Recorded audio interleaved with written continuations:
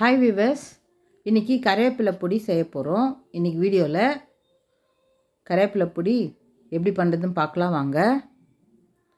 இட்லி, தோசை, சாப்பாடு எல்லாத்துக்குமே போட்டு சாப்பிட்டோம்னா ரொம்ப டேஸ்ட்டாகவும் எனர்ஜியாகவும் இருக்கும். இங்கே நான் ஒரு பவுல் கருவேப்பிலை எடுத்து நல்லா அலசி ஆற வச்சு எடுத்து வச்சுருக்கேன். நல்லா ஃபேன் காற்றுல போட்டு துணி மேலே போட்டு நல்லா ஆற வச்சு எடுத்து வச்சுருக்கேன். ஈரமே இல்லாமல் இது மாதிரி எடுத்து வச்சுக்கணும். வாங்க எப்படி பண்ணது பார்க்கலாம். வீடியோக்குள்ளே போகிறதுக்கு முன்னாடி காஞ்சி தனம் வீடியோவை சப்ஸ்கிரைப் பண்ணுங்கள், லைக் பண்ணுங்கள், ஷேர் பண்ணுங்கள். இங்கே ஸ்டவ் மேலே ஒரு கடாய் எடுத்துக்கிட்டேன். கடாய் நல்லா சூடாயிடுச்சு. நம்ம தேவையான ஆயில் ஊற்றிக்கலாம்.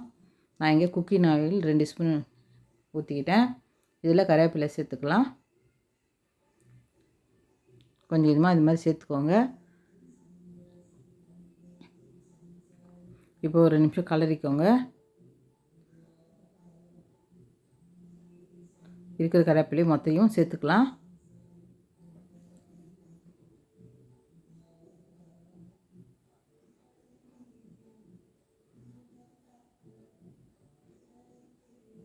இப்போ நல்லா கலரி விட்டுக்கோங்க கருவேப்பிலையில் நல்லா அயன் சக்தி நிறைய இருக்குது. நீங்கள் டெய்லி கூட ஒரு ஸ்பூன் கருவேப்பிலையை நம்ம சேர்த்துக்கலாம் உணவில். முடி கூட நல்லா வளரும். நல்லா வயிற்றில் இருக்க புண்ணெல்லாம் நல்லா ஆற்றும். கருவேப்பிலை நல்லா வறுபட்டு போச்சு. இப்போ ஒரு பவுலுக்கு மாற்றிக்கலாம். நல்லா திருப்பி விட்டு நல்லா வறுத்தாச்சு. நல்லா முறுமுறுன்னு வர வரையும் நல்லா வறுத்துக்கணும் இது மாதிரி. இப்போ ஒரு பவுலுக்கு மாற்றிக்கலாம்.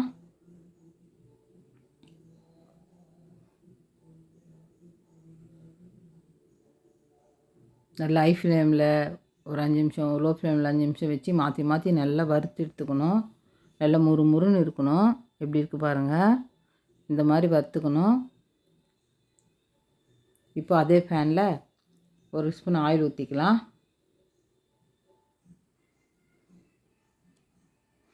பூண்டு ஒரு 50 கிராம் பூண்டு எடுத்துக்கிட்டேன். அதை இதில் சேர்த்துக்கலாம். இதை நல்லா பொன்னிறமாக நல்லா வறுத்துக்கலாம். பூண்டை நல்லா பொறுமையாக வறுத்துக்கணும்.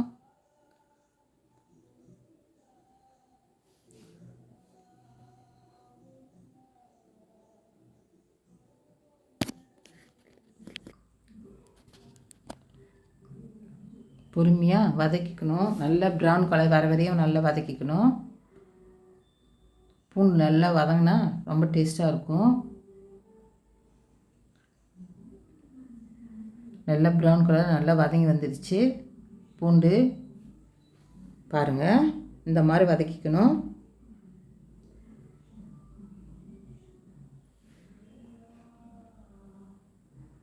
நல்லா வறுபட்டு போச்சு பூண்டு. இந்த டைமில் நம்ம ஒரு 15 காஞ்சி மிளகா சேர்த்துக்கலாம். வர மிளகா இதையும் சேர்த்து நல்லா வறுத்துக்கலாம்.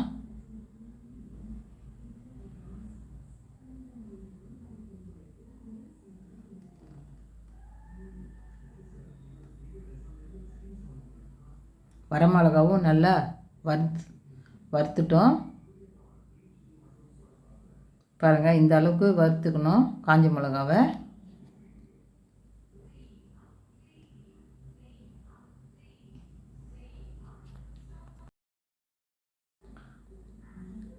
பூண்டும் வரமிளகாவும் நல்லா வறுபட்டு போச்சு. இதை ஒரு பவுலுக்கு மாற்றிக்கலாம்.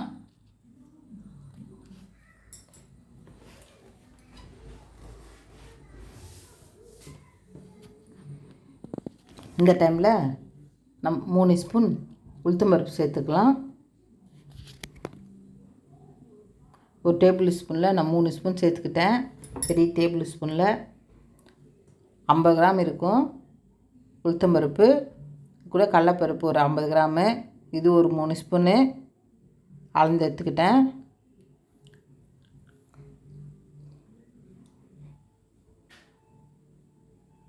இது நல்லா பொன்னிறமாக வறுத்துக்கணும்.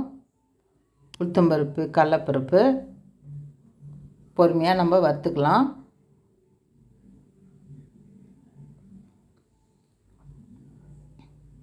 நல்லா கலரி விட்டு கலர் மாறாமல் பொறுமையாக வறுத்துக்கணும். அப்போ தான் டேஸ்ட்டாக இருக்கும். கருவேப்பிலையில் சேர்த்து செய்யும்போது நல்லா வறுபட்டு வருது. நீங்கள் கருவேப்பிலை பொடி எண்ணெய் கூட கொஞ்சம் கூட எண்ணெய் சேர்க்காம நீங்கள் செய்யலாம்.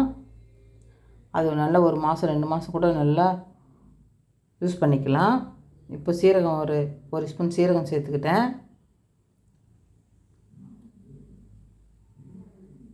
இதையும் சேர்த்து நல்லா வறுத்துக்கலாம். நம்ம எண்ணெய் ஊற்றி செய்கிறதால கருவேப்பிலை பொடி ஒரு 5 நாளுக்கு வெளியே வச்சு சாப்பிட்லாம்.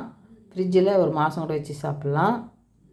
இங்கே பெருங்காயத்தூள் 1 ஸ்பூன் பெருங்காயத்தூள் சேர்த்துக்கிட்டேன். இதையும் சேர்த்து நல்லா வறுத்துக்கலாம்.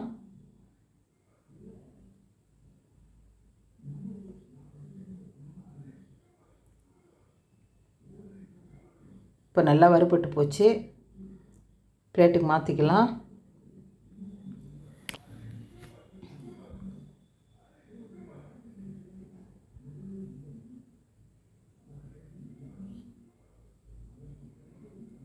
இந்த டைமில் வேர்க்கடலை ஒரு 50 கிராம் எடுத்துக்கிட்டேன். இதுவும் ஒரு 3 ஸ்பூனு, டேபிள் ஸ்பூனில் 3 ஸ்பூன் வேர்க்கடலை. இதே நல்லா வறுத்துக்கலாம்.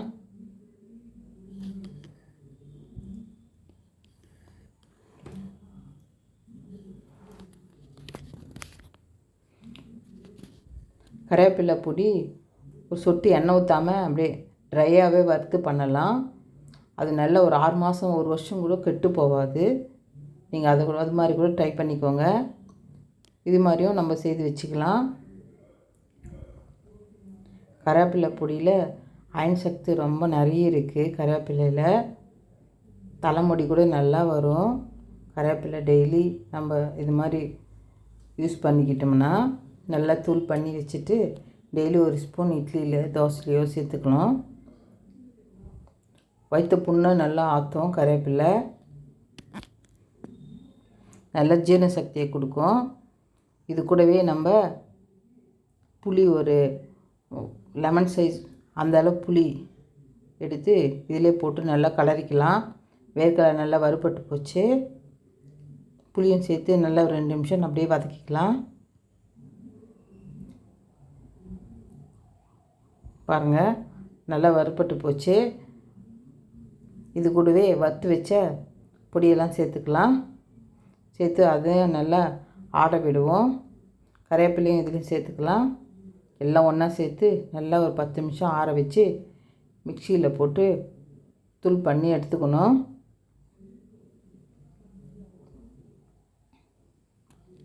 இது கூட நம்ம தூள் கூட எண்ணெய் நல்லெண்ணெய் சேர்த்து சாப்பிடும்போது ரொம்ப சுவையாக டேஸ்ட்டாக இருக்கும்.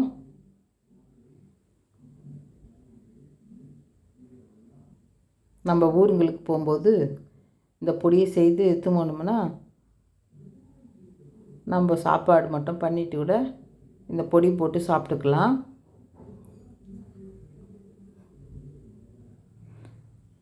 இதை நல்லா மிக்சியில் போட்டு தூள் பண்ணிக்கலாம். கொஞ்சம் கொஞ்சமாக போட்டு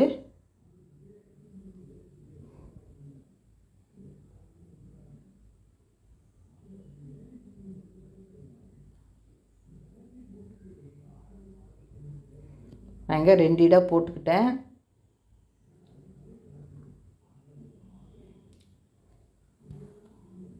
இது மாதிரி நல்லா குறுன்னு அரைச்சிக்கணும். பாருங்கள், இந்த மாதிரி இருக்குது. இதில் 1 ஸ்பூன் பொடி போட்டு சாப்பாடு போட்டு நெய் ஊற்றி சாப்பிட்லாம். சூப்பராக டேஸ்ட்டாக இருக்கும். இட்லிக்கும் நம்ம நெய் ஊற்றி சாப்பிட்லாம், நல்லெண்ணெய் ஊற்றியும் சாப்பிட்லாம். பாருங்கள், இந்த மாதிரி வந்திருக்கு. என் வீடியோ பிடிச்சிருந்தா லைக் பண்ணுங்கள், ஷேர் பண்ணுங்கள், சப்ஸ்கிரைப் பண்ணுங்கள்.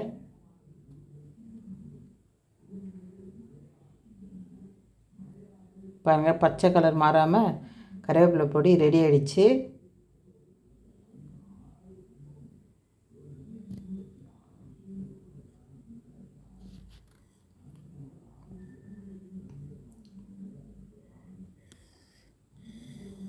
ரொம்ப டேஸ்டான சுவையான கருவேப்பிலை பொடி ரெடி.